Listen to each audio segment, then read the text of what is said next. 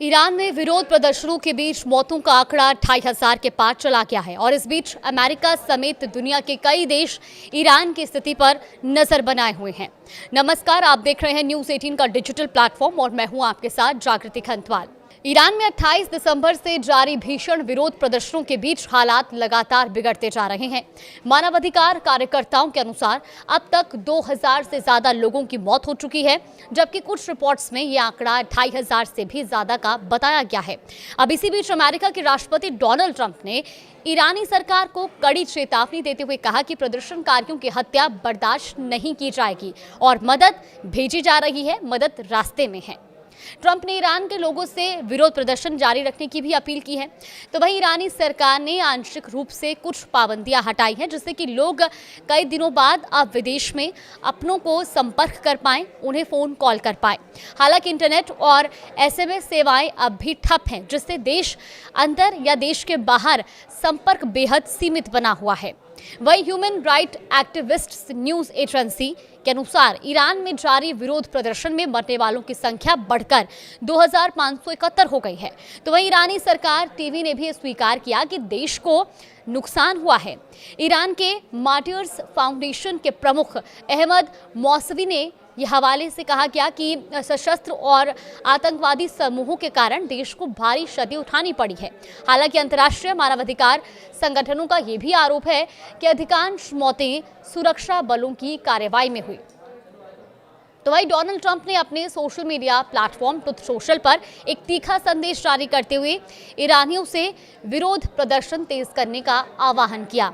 उन्होंने लिखा कि ईरानी लोग प्रदर्शन जारी रखें, अपने संस्थानों पर कब्जा करें, हत्यारों और अत्याचारियों के नाम सुरक्षित रखें, उन्हें भारी कीमत चुकानी होगी और जब तक हत्याएं बंद नहीं होती हैं। उन्होंने ये भी कहा कि मैंने ईरानी अधिकारियों के साथ सभी बैठकें रद्द कर दी हैं। ये कहना है डोनाल्ड ट्रंप का। उन्होंने अपने सोशल मीडिया प्लेटफॉर्म के जरिए ये संदेश दिया है। ट्रंप ने यह भी कहा कि वो अपने राष्ट्रीय सुरक्षा सलाहकारों के साथ लगातार बैठक कर रहे हैं और उन्हें भरोसा है कि ईरान में हत्याओं का पैमाना बेहद गंभीर है। उन्होंने कहा कि वो बहुत बुरी तरह से गलत व्यवहार कर रहे हैं, उन्हें मानवता दिखानी चाहिए और ये एक बहुत बड़ी समस्या है। ट्रंप ने यह भी संकेत दिया कि अगर हालात नहीं सुधरे तो अमेरिका उसी अनुसार कार्रवाई करेगा। ईरान ने ट्रंप पर राजनीतिक अस्थिरता फैलाने और हिंसा भड़काने और साथ ही देश की संप्रभुता को खतरे में डालने का आरोप लगाया है। दरअसल संयुक्त राष्ट्र में ईरान के राजदूत अमीर सईद इरावानी ने सुरक्षा परिषद को पत्र लिखकर कहा है कि निर्दोष नागरिकों और विशेषकर युवाओं की मौतों के लिए अमेरिका और इजराइल जिम्मेदार है।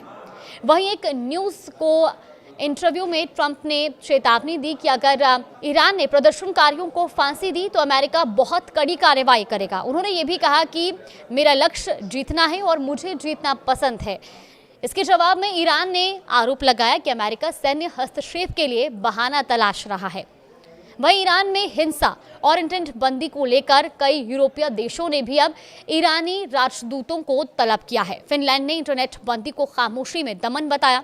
नीदरलैंड, फ्रांस और जर्मनी ने हिंसा को अमानवीय और अस्वीकार करार दिया है। ब्रिटेन और यूरोपीय संघ ने ईरान पर नए प्रतिबंधों की घोषणा की है। तो यूरोप प्रमुख उर्सुला वान डर लेयन ने कहा कि ईरान में बढ़ती मौतें डरावनी हैं, ये आंकड़े डरावने हैं। संयुक्त राष्ट्र मानवाधिकार प्रमुख वोल्कर तुर्क ने ईरान से अपील की है कि वो शांतिपूर्ण प्रदर्शनकारियों के खिलाफ हिंसा बंद करे और उन्हें आतंकवादी कहना भी बंद करे। उन्होंने ये भी कहा कि ईरानी नागरिकों को शांतिपूर्ण प्रदर्शन का अधिकार है और उनकी शिकायतों को सुना जाना चाहिए, न कि दबाया जाना चाहिए।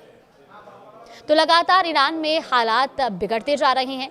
दूसरी तरफ डोनाल्ड ट्रंप की ओर से अब ईरान में प्रदर्शनकारियों को और उकसाया जा रहा है कि वो अपना प्रदर्शन जारी रखें। अब इसी बीच डोनाल्ड ट्रंप ने ईरान को चेतावनी भी दे दी है, यानी कि कुल मिलाकर हालात अब बिगड़ते जा रहे हैं। ऐसे में अब ईरान इस पर आगे क्या कदम उठाता है, क्या रणनीति बनाता है, ये देखना होगा। फिलहाल इस खबर में आगे भी अपडेट जानने के लिए आप देखते रहिए न्यूज़ 18।